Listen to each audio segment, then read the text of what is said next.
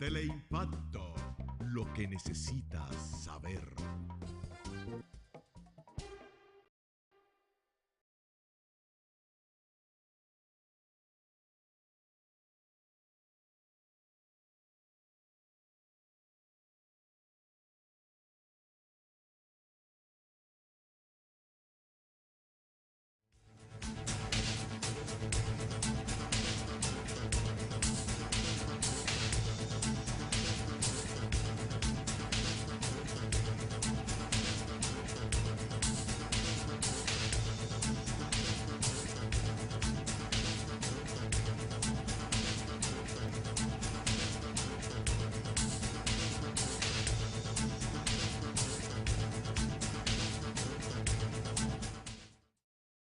Amigos, a un programa más de sondeo emocional.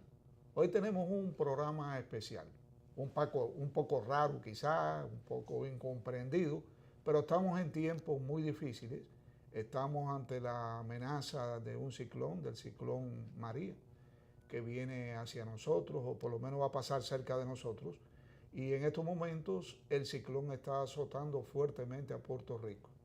Entonces, por esa razón, queremos compartir todas estas angustias, todas estas penas con nuestro amigo y director de sondeo, el señor Luis Encarnación. Bienvenido, Luis. Gracias, doctor. El día es suyo, es miércoles, y para mí es un tremendo placer acompañarle, darle una manita. Yo soy un comodín aquí, pero para tocar el tema del huracán que realmente, como usted decía, está azotando a Puerto Rico fuertemente. Ha habido algunos reportes ya de las consecuencias que ha dejado a su paso por allí. También tenemos, doctor, el terremoto de México, que hay una cantidad de personas ya fallecidas. Entre eso hay un elemento entristecedor en suma mayor, que fue el desplome de una escuela, unos 3 pisos de una escuela. Sí. Llena de niños, y la mayoría quedaron sepultados allí, o los estaban sacando de los escombros. Ya se había reportado unos 22 niños fallecidos. Sí, una cosa sumamente triste. Entonces, bueno, en el caso de México, hay que resaltar que hay unos 30 y tantos, alrededor de 40 edificios que colapsaron.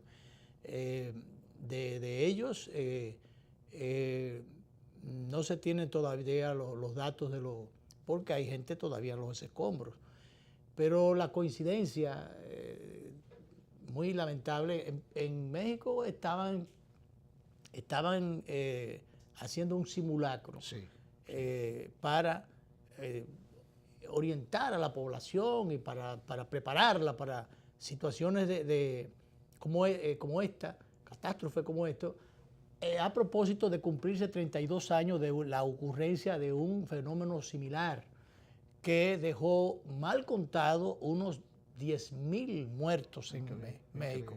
Increíble. Dicen que esas son las cifras oficiales, pero que las cifras extraoficiales, o sea, las que no se contaron, los datos que no se, los muertos o fallecidos que no se contaron, pudieran remontar a los 40,000. O sea, es una cifra sumamente alarmante. Entonces, coincidencia, un día como el de ayer, ocurrió hace 32 años un fenómeno parecido y que dejó más de 10,000 muertos.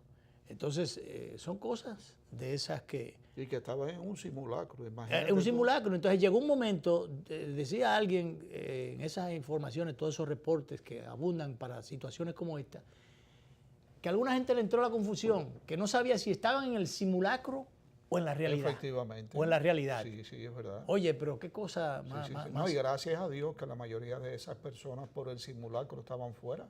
Claro. O sea, que no estaban dentro del edificio cuando ocurrió. Sería bueno que el director nos pudiera ir ilustrando la conversación con algunas pistas o algunos videos que tenemos de esto. Es lo de México. Porque a veces mira ese edificio, comenzaban a desprenderse los bloques. Una cosa tremenda. Y hubo un edificio que que se desplomó entero. Estaban, yo vi en las redes de ayer, Mira cómo se mueven, parece que son unas cortinas o algo que están en aquella ventana. sí, pero Ahí se rompieron ventanas completas. Pero no, hombre, ahí se cayeron edificios completos. Hubo algunos que comenzaron cayéndose los pedazos y primero se sintió como un movimiento. Dice, pero esto se está moviendo hasta que se desplomó por completo. Había un edificio amarillo, ese se desplomó por completo. Mira a ver, Anthony, si tiene otros... Esta es otra vista. Ok. Parece que aquí ya está más calmado, porque no se ve ni siquiera la cámara que se mueve, ¿no? Mira, Pero ese edificio, mira, tú ves cómo se desprenden los pedazos en el una cosa inconcebible. los Y bloques. ese edificio no parece muy antiguo, No, porque los edificios modernos ahora tienen un tipo de seguridad especial. esos edificios son antiguos. Esos edificios soportaron... Mira, esta es la parte interior. Oye, Mira cómo se mueve la gente, no solamente las lámparas, pero sí, mira mira esa lámpara, mira el movimiento que tiene. Doctor, esos edificios pasaron el terremoto de hace 32 años. Ajá. Y no le hizo nada aquel siniestro. Y sin embargo, ahora se fueron a pique o colapsaron en esta oportunidad. Eso es en el agua que... Parece que estaban jugando. Mira el movimiento. Bueno, realmente... Una cosa bien impresionante, algo bien lamentable. Y además, hacía una semana habían atravesado también con otro... Hace 10 días, 10, 12 días que había habido había dejado, creo que 98 personas fallecidas, Sí. el otro terremoto. Sí. Y entonces, había dejado 98 y ahora ya iba por 100 fallecidos. Mira ese oleaje, mira Mira. el oleaje, eso es una cosa tremenda. Bueno, estamos ligando una cosa con otra porque las dos son al mismo tiempo. Sí, sí. Porque entiendo que esto tiene que ver con Parece el que- fenómeno parece- María. No, parece O que todavía- todo esto es México. Todo esto son fotos de México. Ok, ok. En los lagos. Realmente, gente que estaba dentro en ese momento Sí, le agarró estaban ahí y el movimiento del agua. El movimiento del agua, porque eso crea una oleada tremenda. Acuérdate que mucho de esto, si se produce en el mar, se produce el tsunami, Sí. ¿verdad? Que hemos tenido también suerte de que eso no ha ocurrido. Pero un movimiento de esas placas tectónicas en el mar, Sí. lo que antes se le llamaba maremoto. Sería Ahora bueno, ya para que entremos en la parte dominicana, Anthony, mira a ver si nos consigue el cortito con un mapita que manda John Morales, que es un especialista en este tipo de fenómenos, y donde él dice que el ciclón, ¿es ciclón o es huracán? Es un huracán. Huracán Un todavía. huracán. Entró al Atlántico. El hecho de que Mira entrara, aquí la notica. míralo aquí. John Morales plantea aquí que mientras María no viajó en línea recta sobre Puerto Rico, el hecho de que saldrá al Atlántico y no al Canal de la Mona trae un alivio para República Dominicana. Claro, O sea, indiscutiblemente. O sea, si indiscutiblemente. sale al salir al Atlántico Va al ya... Atlántico y se está alejando. Sí. O sea, tiene una tendencia a alejarse hacia el mar. Aunque todavía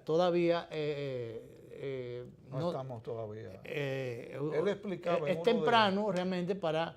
Él explicaba en una de sus intervenciones de que había que ver cuando el huracán terminara con Puerto Rico. ¿Qué va a pasar? ¿Qué rumbo va a tomar? ¿Qué rumbo va a tomar? Y finalmente, ¿cuál va a ser por lo menos qué tipo de secuelas va a dejar sobre República Dominicana? Y después sobre República Dominicana. Sí, claro. Porque ya desde hoy, señores, cuando yo bajé las escalinatas ahorita, y usted también le pasó lo mismo, ahí vino la brisa ya. Sí, hay una brisa... como yo digo, rara. Que no de este tiempo. No común. Bueno, salimos desgreñados cuando pasamos ahorita por el camerino porque veníamos con el pelo revuelto. Yo estuve leyendo, Luis, que a las 2 de la mañana de mañana, Sí. okay, es que se va a encontrar el huracán frente a Atomayor. Frente a Atomayor. Frente a Atomayor. De Atomayor aquí a la capital son una serie de kilómetros que no son muy lejanos, ¿no? Y eso me alarma, porque yo no sé si tú... Mira, ahí en Puerto Rico, realmente eso... Dejó Las Palmas peladas el huracán. O sea, cogió Las Palmas y les arrancó todas las hojas. O sea, hoy tú ves el palito de La Palma. Y esto es al llegar a Puerto Rico, que ocurrió en el día de hoy, alrededor de las 6 de la mañana de hoy. Pero ya había pasado por Martinica, señores, por Dominica. Por Dominica. Y allí hay una vista aérea donde se ven todas las casas destechadas. Sí, sí. No se ve un solo techo. Un solo techo, claro, que ahí mayormente, por lo que se ve, se anticipa que el techo era de zinc o de material más o menos similar, porque es lo único que explica que estén destechadas y sin embargo son de concreto y están en pie. Si están de concreto y falla algo, se desploman, pero no se queda la estructura. Exacto. Como se veía que se ve están todas las estructuras y sin embargo el techo no está. Pero después ahí no queda un árbol, ahí está todo asolado. Tú sabes, Luis, que volviendo otra vez a lo que te decía, cuando pasó Irma por aquí, la población tomó conciencia y se llenaron los supermercados y tú no podías ir a ninguna parte a comprar nada. Sin embargo, hoy, que yo salí temprano para comprar la comida a los perros, yo encontré el supermercado vacío, totalmente vacío. O sea, que vacío de gente o vacío de mercancía. Vacío de personas. Porque yo no pude parquearme. Pero usted que tomaron conciencia. Ayer yo fui, y valga el anuncio. Me parece que no ha sido, esta vez, Dios quiera que no pase nada, pero me parece a mí que no se ha tomado conciencia de que este huracán puede variar su curso. Sí, pero eso sería solamente en términos de alimentación, doctor, pero que además, ¿para qué comer tanto? Yo no sé por qué la gente... Tanto, nosotros no sé. Pregúntale a la gente de Barbados, ¿cómo es? Barbuda, ¿no? Barbados. Pregúntale a la gente de Barbados. Bueno, Barbuda también. Barbuda pasó por allá el otro día, afectó muchísimo. Sí, esa gente se han quedado sin luz, se han quedado sin comida, se han quedado sin agua. Y mira cuántos días hace ya que pasó por ahí. Sí. Entonces eso me preocupa, porque parece como No, pero usted no lo crea así. Ayer yo fui al Bravo, de ahí de La Esperilla, detrás de mi casa, y eso estaba lleno. Incluso para yo parquearme me dio una lucha tremenda. Lo que pasa es que yo hasta decía, bueno, no sé por qué la gente se ha estado mudando ahí, trasladando, pero eso estaba totalmente congestionado. Bueno, pues hoy ese mismo lugar estaba totalmente vacío. Bueno, porque ya compraron. ¿Tú crees? Sí, hombre. Bueno. Pero ojalá que el pueblo dominicano le haga caso. Pero había gente que se estaba quejando el otro día con la naturaleza, porque no hay quien entienda a la gente. Porque que compraron muchas cosas y no pasó nada, pero es que mejor, eso es como lo seguro. Lo seguro que es mejor tenerlo y no tener que usarlo. Claro que sí, claro que sí. Eso es algo que tenemos que tener muy en mente, que es preferible comprar cosas, es preferible prepararnos como si fuera a venir directamente y que no ocurra, que no pase. De todas maneras, estos fenómenos siempre dejan sus daños, porque en el que pasó Irma, que digo, ya pasó de fecha, porque él no pasó por aquí. Apenas la secuela por el caso de Nagua y el caso de Samaná, particularmente. En el Samaná, el mar, en Samaná no, en Nagua, el mar se metió, que es normal, pues el mar queda ahí más cerca que todos los sitios. Y es común que cualquier cosita se meta. Pero en Samaná hizo muchísimos daños.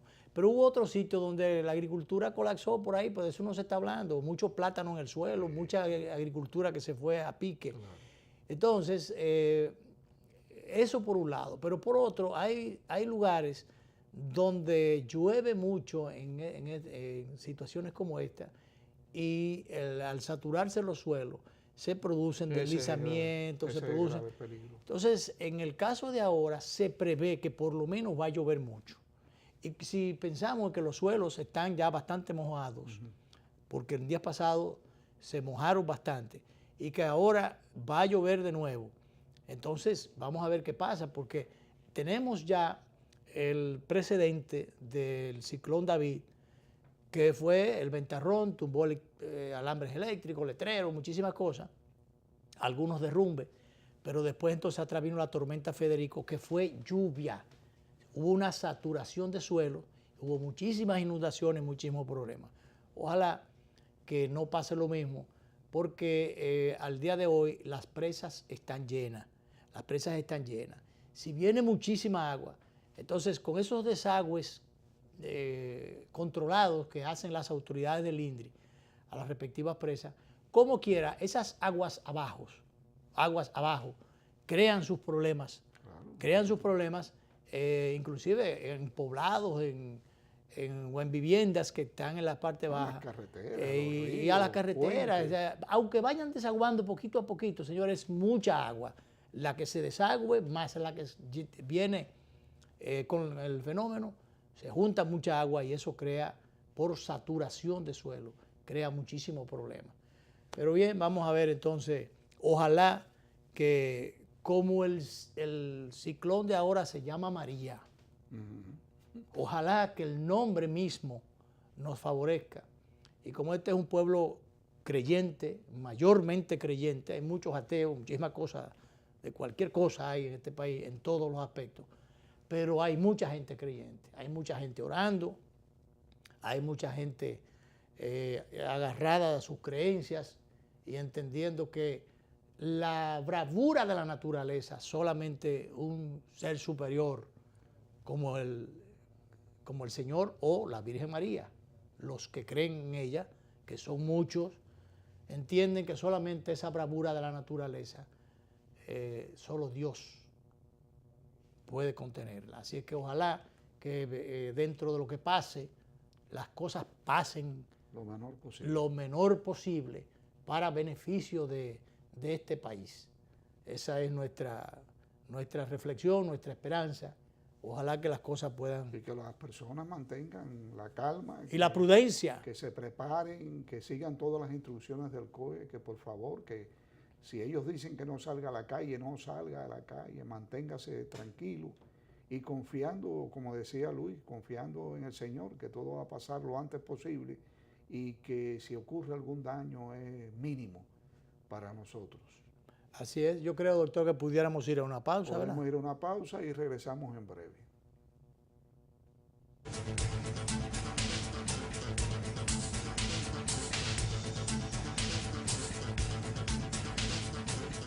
¿Por qué es importante el crecimiento económico?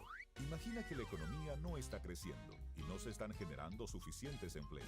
A tu hija, que se acaba de graduar de la universidad después de tanto esfuerzo, se le dificulta encontrar un buen empleo y tú estás en riesgo de perder el tuyo. Ante la falta de crecimiento económico, las empresas están cerrando y nadie está dispuesto a invertir. Como consecuencia, tu familia no podrá aspirar al nivel de vida que soñaste para ellos. Por esto, el Banco Central contribuye a un crecimiento sostenido de la economía a través de la implementación de una política monetaria orientada a mantener la estabilidad de precios, mientras procura la regulación eficiente del sistema financiero y el adecuado funcionamiento de los sistemas de pagos. Un crecimiento económico estable crea un clima adecuado para el aumento de la inversión, promueve la creación de empleos y el aumento del ingreso, lo cual, unido a la ejecución de políticas públicas, contribuye a reducir la pobreza, es decir, el crecimiento económico sostenible. Sienta las bases necesarias para alcanzar el desarrollo y mejorar las condiciones de vida de tu familia, permitiéndole un mayor acceso a bienes como electrodomésticos, muebles, computadoras, transporte, porque cuando una economía crece de forma estable y sostenible en el tiempo, tus sueños de hoy serán tus logros del mañana. Campaña de Educación Económica y Financiera del Banco Central de la República Dominicana. Por la estabilidad y el crecimiento.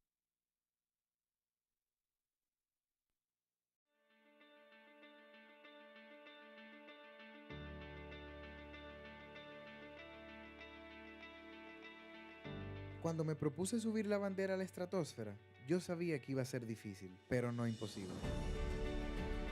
Solo era cuestión de nosotros hacer el esfuerzo y ponernos para eso. En los momentos difíciles siempre aparecía alguien que nos motivaba a seguir adelante. Esa idea de llevar la bandera a lo más alto se convirtió en el compromiso de todos.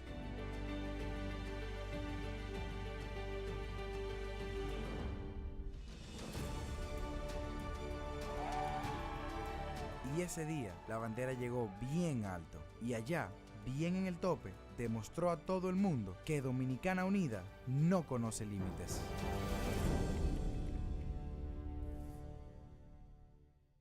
Cada día me despierto con su aroma, con su compañía y su alegría. Véndame la vida como siempre, siéntate aquí a ver el mar y que el aroma permanezca. Porque el sabor empieza en el aroma, porque me tienes y te tengo. Porque las tradiciones no se pierden y esta es orgullo de todos. Ven con tu café de siempre, con sabor que enamora, con esencia de familia, que el café Santo. Café Santo Domingo, sabor que empieza en el aroma. Tu café de siempre.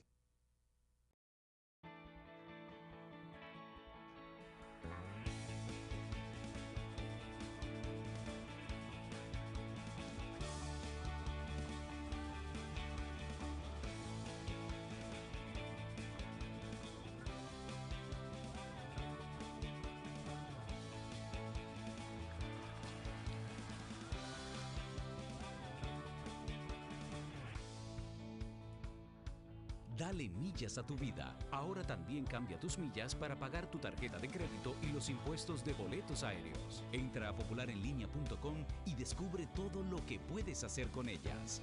Popular, a tu lado siempre.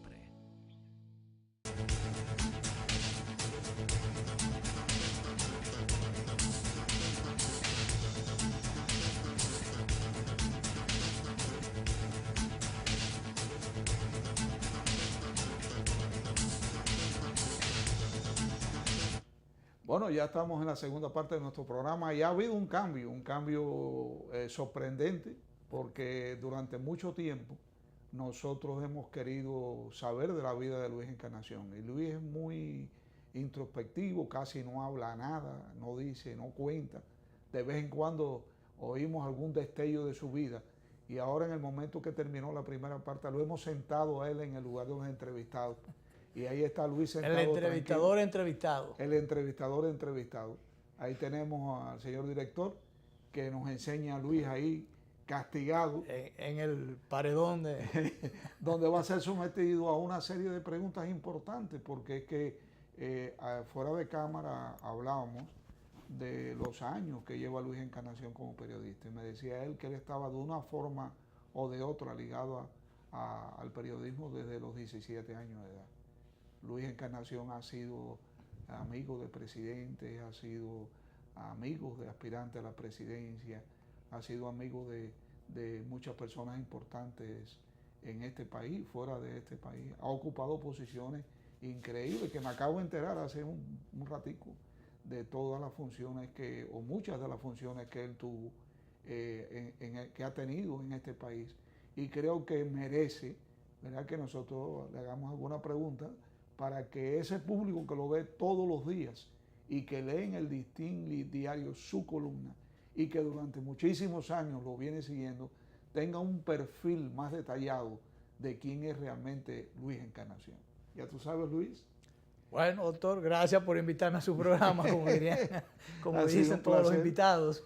Yo te hacía los otros días una pregunta y te decía, Luis, ¿dónde naciste? ¿De dónde eres? Sé que estás muy ligado a San José de Ocoa y que lo quieres muchísimo. Mi provincia, mi pueblo. ¿De dónde vienen tus padres?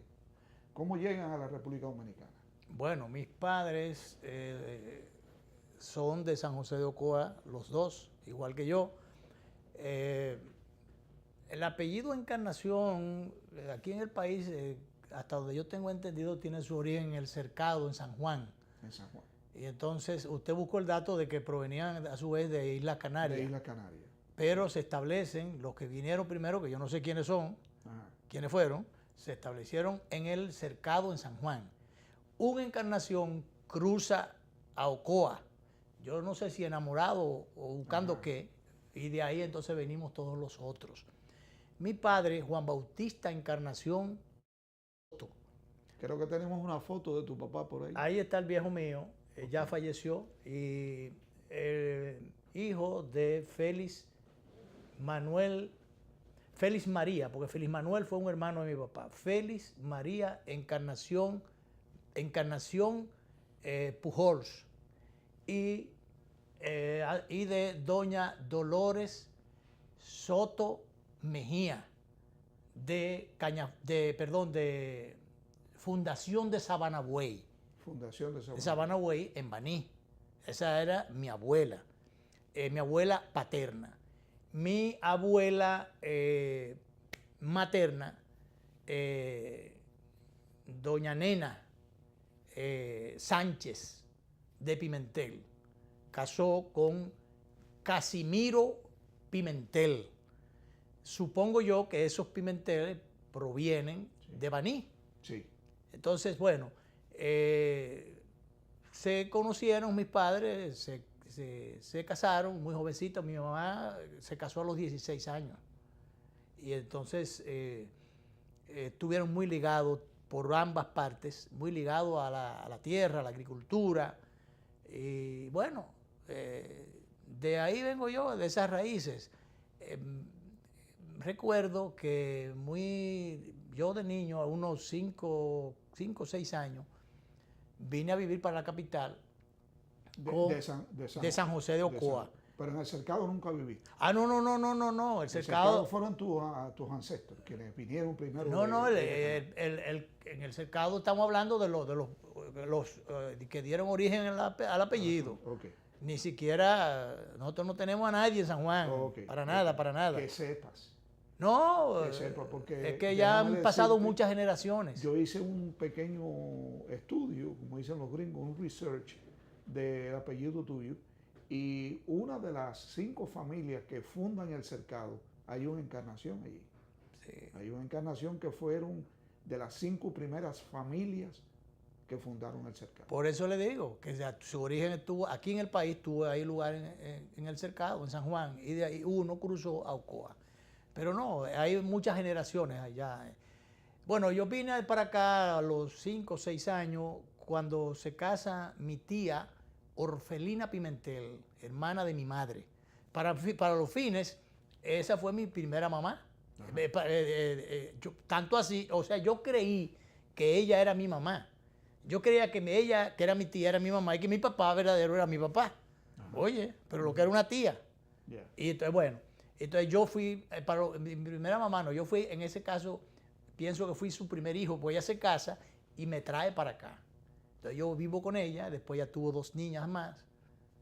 Esas son 2 primas y hermanas de crianza que yo tengo. Y bueno, después entonces mis padres vienen de Ocoa a vivir definitivamente en 1963. Ya, entonces yo me mudo con ellos en el ensanche Luperón, que es aquí en la capital, es mi barrio, para los fines, el ensanche Luperón, que era otra cosa en esos tiempos, en la parte norte de la ciudad. Entonces, comienzo a estudiar en la escuela Haití, o todos, comienzo a estudiar, no, seguimos estudiando en la escuela Haití. Bueno, y ahí fuimos, después vino la revolución, y bueno, fue, como le digo, fue cada uno. ¿Qué te inclinó, Luis, al periodismo? ¿Hay en tu familia periodistas? No, yo, doctor, a mí siempre me gustaron las ciencias sociales, en sentido general. Yo hice mi bachillerato en filosofía y letra, pero sin embargo, para lo que yo no era bueno era para las matemáticas. A pesar de que recuerdo que en mi último examen, álgebra, yo lo pasé con 100.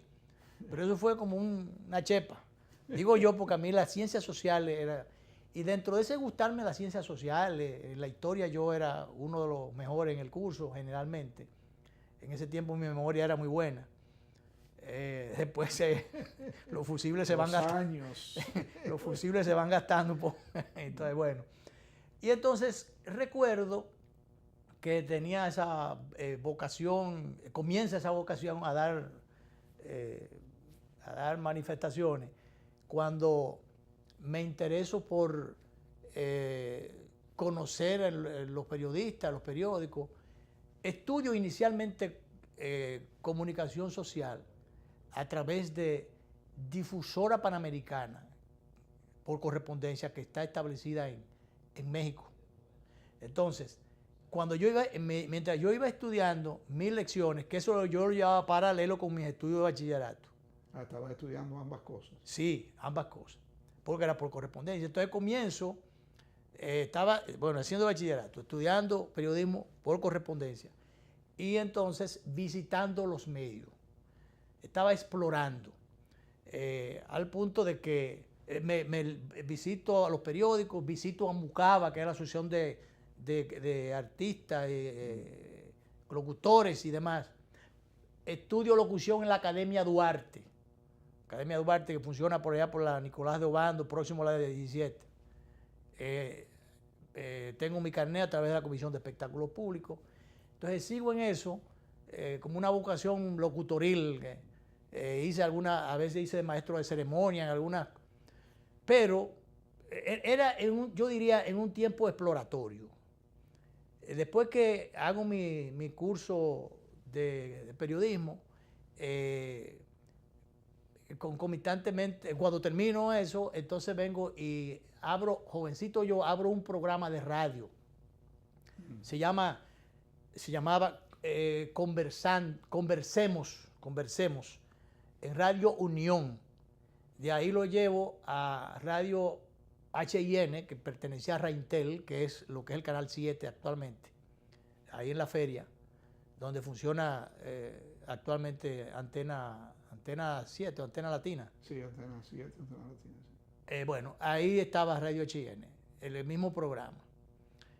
Duré un tiempo con ese programa, después tengo otro programa que fue... ¿Qué tipo de programa era? ¿Un programa ese político? programa era de entrevistas y era ese programa de Conversemos, era fin de semana, era los domingos. En entrevistas, ahí comencé mis relaciones con los políticos, a entrevistar, llevé a la Jaraburgo, a toda esa gente antes de... Y hubo un noticiero el que dirigía un señor que trabajaba en la embajada, no recuerdo, como el mister, qué sé yo, qué cosa. Y entonces el noticiero lo dirigía Apolinar Martínez. El noticiario. Yo trabajé en ese noticiario de radio. Y trabajé en varias emisoras, en varios noticiarios, hasta que después entro a trabajar después en el interín tenía una serie de inquietudes y yo estudié administración de empresa en UIM. Yo, como le digo, yo esa parte exploratoria me inscribí una vez en la UAS en ciencia política, pero me inscribí y fui a la primera clase en la UAS. Entonces recuerdo que ahí yo recibí la primera cátedra con el doctor Castaños Espaillá, que fue el padre de los Castaños Guzmán, sí, muy descollados ellos todos en distintas áreas. Bueno, pues yo recibí una primera cátedra de ciencias políticas en la UAS, pero confieso que solamente asistí un día. No recuerdo por qué razones. Después fue que entonces me retiré y me puse a estudiar administración de empresas, que para los fines después me ha servido porque para manejar mi propia, porque yo tengo un trabajo independiente hace muchísimos años. Pasé por el Periódico Nacional, fui su redactor, fui primero y después fui su jefe de redacción del Periódico Nacional. Ahí tuve que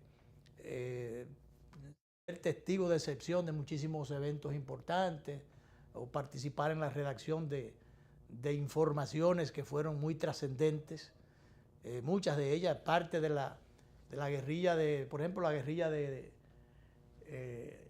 Ahí estoy yo con mi máquina de escribir, los tiempos reporteriles. Ajá. Unos bigotes grandísimos y todo el cabello que en ese tiempo la juventud permitía,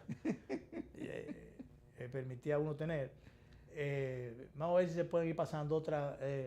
Bueno, ahí yo, ese que está con muy melenudo adelante, eso a la derecha soy yo, era subdirector de Relaciones Públicas de la Cámara de Diputados. El que está al fondo es mi amigo Juan Manuel García, que era el director. Yo después fui director de Relaciones Públicas de la Cámara de Diputados. Atuey era el presidente de la Cámara de Diputados en ese momento. La próxima, señor Se hizo director. un trabajo extraordinario. Ahí estoy yo recibiendo el gordo del año. A la derecha está el nunca olvidado O sea, Freddy Verasgoy, con un reconocimiento a mi programa SOS que yo tenía en la emisora Onda Musical. Ese era un programa de servicios a la comunidad. Era una especie de toque de queda a las 7 de la noche. De 7 a 7 y media. Después venía Por la Ruta del Recuerdo, un programa muy bueno. Bueno, pues ese fue un reconocimiento que yo recibí. Ahí tenemos. Mi Bueno, tiempo esa es hermoso. tremenda foto. Mi esa tiempo es- hermoso. Es una foto de pasaporte. Sí, no, el pasaporte no, esa es una foto casi artística. Yo no la enseño mucho porque tendría problemas. Hay un problema ahí de competencia que no es necesario ya manejar a estas alturas. Bueno, Eh, aquí que Bueno, tenemos. tiempos reporteriles, ese de espalda soy yo. Estoy entrevistando a Rosana Andújar, que esa fue una reina de belleza, venía de un certamen, ganadora de un certamen en el exterior, concurso de belleza. Y entonces, bueno, me encomendaron hacerle una entrevista y en eso estaba. Trabajaba yo en ese momento en el periódico El Sol de Santiago, pero en la oficina de Santo Domingo. Aquí en la oficina. Aquí en la Una oficina. sucursal había, ¿no? Sí, de aquí iban las principales noticias para Santiago y el periódico se editaba en Santiago. Aquí que estamos Ahí haciendo. estoy en un día de campo, eso es de ser reforestando. Yo tengo mi vocación Ya. por la naturaleza, eso fue un operativo, eso fue del Banco, eso no fue en la finca de Ocoa, eso fue en el Banco Central, siendo la doña su directora de Indotec, que era dependencia del Banco Central, pero reforestando, hace muchísimos años de eso. Vamos a ver otra. Mira, yo ahí estoy yo en la verja de la Casa Blanca, eso que está en el fondo es la Casa Blanca. Yo fui, en ese momento yo era director ejecutivo de Centromitca, es un órgano del gobierno dominicano y de la OEA, Centro de Microfilmación, Restauración de documentos, libros y fotografía. Entonces fui a un evento de la OEA, visitamos al secretario general de la OEA en ese tiempo, y ya el fin de semana, vestido de civil, entonces fuimos a darle una vuelta a la ciudad en Washington, y pasando por la Casa Blanca, digo, vamos a tirar una foto aquí en esta verja, porque ya que no íbamos a ver al presidente, Sí, pues nos claro. tiramos una foto desde afuera. Y eso fue en el 1965, casi 66, 65 no, 85, casi 86. Y bueno, en el fondo está la Casa Blanca. Perfecto. Tenemos más fotos, ¿verdad? Vamos a ver si hay algunas más. Bueno, ahí está a la izquierda el doctor Mario Rivitini, en el fondo estoy yo, y a la derecha Bernardo Prat, ya fallecido. Esos son los inicios de este programa, que en ese tiempo, eso fue en Telecentro, Canal 13, en La Pasteur, era el almuerzo que nosotros hacíamos, que lo convertimos, de ahí nació Sondeo, hace un paquetón de años, 29 años por ahí, de ahí nació el Sondeo. De ese programa que era del canal, a mí me contrataron para ser el coordinador del programa, Ya. y de coordinador del programa pasé a dirigirlo, pero a adquirir, bueno, primero en sociedad con el canal, y después entonces ya productor independiente. A partir de ahí, entonces seguimos Yo estoy hasta el día de hoy. Yo estoy esperando una foto histórica. Esa foto. Esa foto, déjame ponerme los lentes para verla más grande. Esa es una foto histórica. Esa foto es histórica. Porque yo Porque lo ni dije. se pensaba en ese tiempo. O sea, alguna gente pensaba cuando yo decía, no, porque yo le hice una visita a Trump y entonces la gente creía que era de relajo. Claro. Entonces, ese es el aguilucho que se ve a la derecha, el tercero a la derecha, ese es el actual presidente Donald Trump. Entonces, comenzando desde la izquierda a la derecha, de la izquierda del televisor, el general Florentino y Florentino, está el segundo soy yo, el tercero Juan Bolívar Díaz, el otro es Juan de Lancer, que era en ese momento asistente del presidente de la República. Después está el ex canciller ya fallecido Eduardo Latorre. Está el presidente Fernández. Está Donald Trump, actual presidente de la República. Juan Marichal, al lado de Donald Trump. Ajá. Y inmediatamente Virgilio Alcántara, que era el director de prensa de la presidencia en ese tiempo. Ese fue el primer viaje que hizo el presidente Fernández a Nueva York, Ya como presidente. recién instalado como presidente. Ajá. Nos hizo una invitación de tipo personal a mí y a Juan Bolívar Díaz. Fuimos invitados del presidente a todos los eventos que iba el presidente. Bueno, nosotros asistíamos. El presidente siempre tenía una cortesía muy especial con nosotros. Por ejemplo, cuando iba a tomar un ascensor, decía, ¿y los muchachos dónde están? Y mientras no llegábamos nosotros, él no se subía al ascensor. O sea, una distinción que tuvo el presidente Fernández conmigo y con Juan Bolívar Díaz, que incluso compartimos habitación en esa primera visita del presidente a Nueva York, que fue a propósito de asistir a la reunión acostumbrada de las Naciones Unidas. Estuvimos allí en ese evento donde el presidente dijo un discurso y hubo representación, como siempre, de distintos países. Asistimos a ese evento a propósito de que esta semana se repitió una reunión allá que asistió el presidente Danilo Medina y que no terminó, vino antes por el tema del ciclón. Bueno, y yo resaltaba los controles que hay allí para uno asistir a ese evento, unos controles y una seguridad muy estricta. Y fue una experiencia bastante interesante. Estábamos el señor Agripino Núñez Collado, que también asistió a ese evento, don Popi Bermúdez, que falleció, eran invitados también del presidente a ese evento. Luis, vamos a ir un momentico a unos comerciales. La pausa final. Porque después de eso yo quiero hacerte algunas preguntas con relación a tu participación en eventos históricos de aquí de la República Dominicana. Vamos arriba entonces. Vamos a la...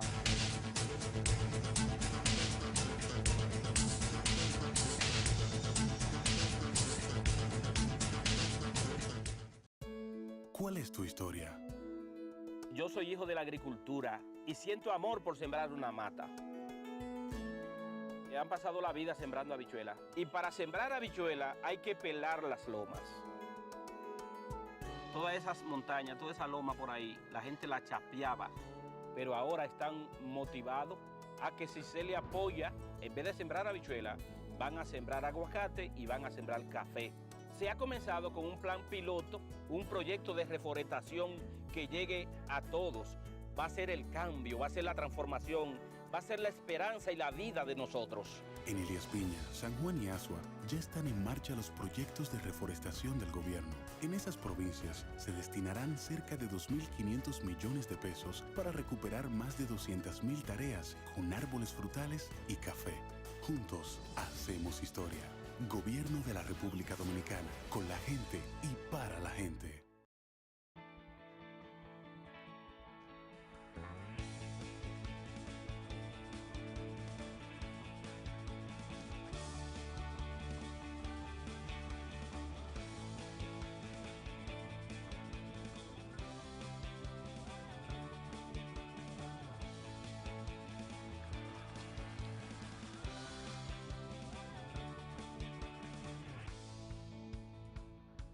Dale millas a tu vida. Ahora también cambia tus millas para pagar tu tarjeta de crédito y los impuestos de boletos aéreos. Entra a popularenlinea.com y descubre todo lo que puedes hacer con ellas.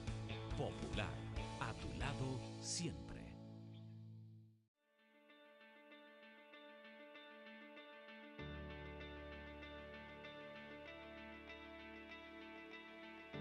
Cuando me propuse subir la bandera a la estratosfera, yo sabía que iba a ser difícil, pero no imposible. Solo era cuestión de nosotros hacer el esfuerzo y ponernos para eso. En los momentos difíciles siempre aparecía alguien que nos motivaba a seguir adelante. Esa idea de llevar la bandera a lo más alto se convirtió en el compromiso de todos.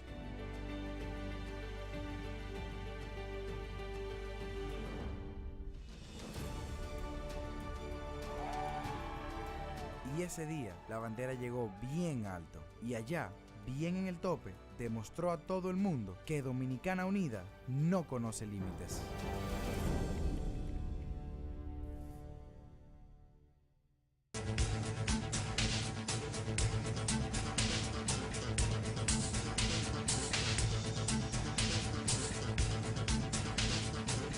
Qué lástima que se nos está terminando el tiempo, porque realmente conversar con Luis Encarnación es como trasladarnos a los orígenes de la historia política de este país. Luis ha estado envuelto en muchísimos hechos y ahora mismo le estábamos diciendo fuera de cámara que debe escribir su vida, que debe escribir su participación en todos los hechos históricos de este país, porque lo que no se escribe se olvida. Y eso es un testamento que debe él sacrificarse para dejárselo a sus hijos, a sus nietos, al pueblo dominicano. Entonces, Luis, fíjese lo que usted dice, lo que no se escribe no queda, pero sin embargo, lo que pasa es que uno, qué sé yo, por delicadeza de uno mismo, generalmente no ocupa espacio para, o no saca tiempo para, porque yo vivo de lo que vivo de escribir. Sí, así me hago mi columna, que tiene 30 y qué sé yo cuánto, yo perdí la fecha ya, cerca de 40 años la columna. Y entonces esa columna, yo plasmo muchas ideas, muchas situaciones que tengo la satisfacción de, como diría el doctor Peña Gómez, que veía, él trataba de ver el bulto antes de llegar a la curva. Claro. Yo tengo plasmado en muchas de esas columnas vivencias, situaciones que yo inclusive anticipaba que dentro del análisis de cómo entendía que iban a suceder las cosas. Y efectivamente ocurrieron así. O sea, tuvo esa visión y así fueron. Entonces yo he escrito mucho de otros.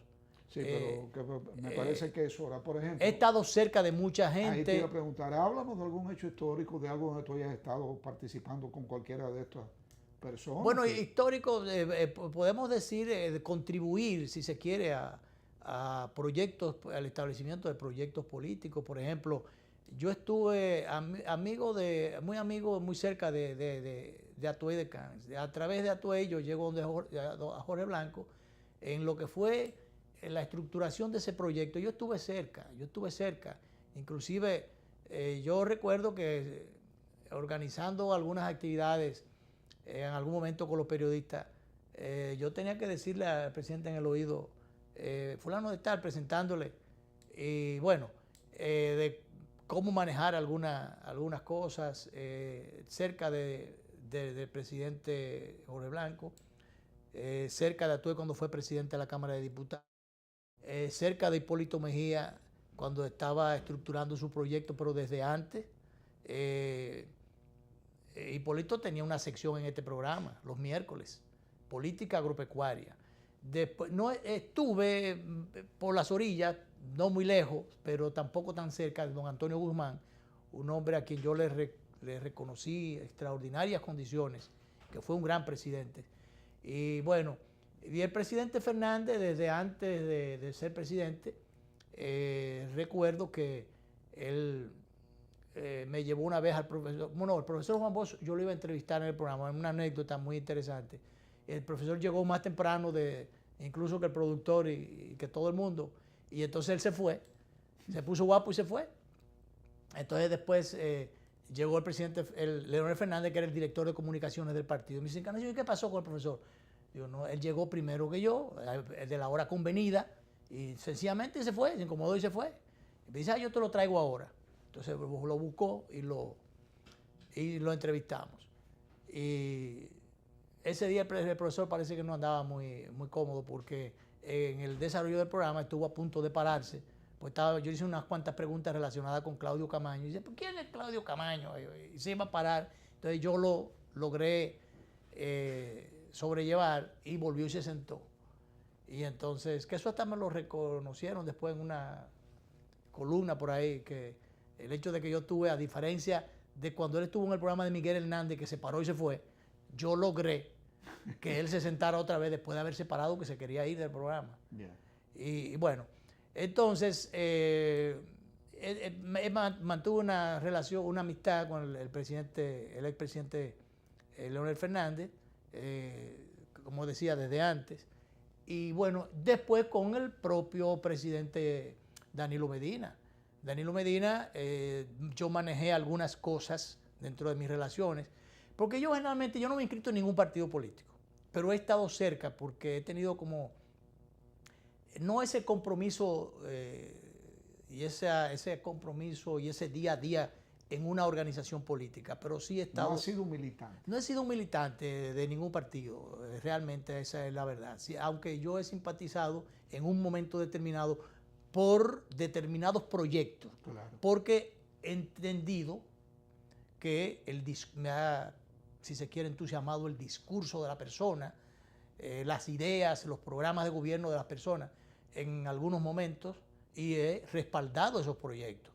O sea, yo no me hipoteco con un proyecto y una persona y un partido, porque en definitiva nos hemos dado cuenta de que la mayoría han fallado.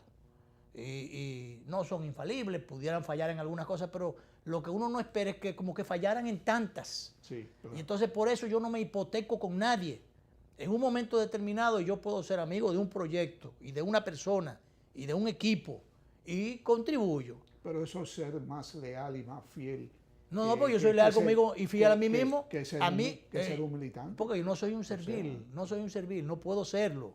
Entonces alguna gente a veces, sí señor, y nada más reciben órdenes. Y yo no recibo órdenes de nadie. Entonces ahí está el asunto. Luis, me puedo equivocar, puedo decir cosas que a lo mejor a alguna gente no le guste en un momento determinado. Pero me equivoco por mi propia voluntad y no porque esté recibiendo dictados de nadie. Así es. Esa ha sido la... Eso es. Sé que tuviste también... Diga que para hablar conmigo se necesita más tiempo, dice el director. Se necesita muchísimo tiempo y tenemos que hacer, pero en cuestión de un minuto, ¿estuviste involucrado en algo en el desembarco de Playa Caracol? ¿Estuviste que ver? No, ahí lo que yo estuve involucrado nada más fue en la parte informativa, cubriendo la guerrilla, yo redactaba, la mayor parte de las cosas que se redactaron, que salieron en el periódico, las redactaba yo. Las mandaba de Ocoa, el reportero, Iturbides, y yo era su director su jefe de redacción del Nacional, y me tocó redactar esas cosas. También cuando la renuncia de los generales, me entregaron la carta de renuncia y varias cosas. Bueno, le fui a cubrir la última semana de la guerrilla en Ocoa. Después tuve... ahí terminó la guerrilla. Desafortunadamente se nos terminó el tiempo. Sí, bueno. Pero eso te demuestra a ti, Luis, que de tiempo en tiempo debes venir aquí con un relato de lo que ha sido tu vida y de las contribuciones que has hecho para que nuestro país sea mejor. Gracias por estar aquí. Gracias por invitarme a su escuchado programa, doctor, de los miércoles. Es un honor tenerte aquí. El honor es mío. Y un honor ser tu amigo. Y el honor mío tenerlo a usted en la producción de este programa. Gracias, Luis, gracias. Queridos amigos, hemos llegado al final. Como dice el mismo Luis, nos vamos y nos vemos.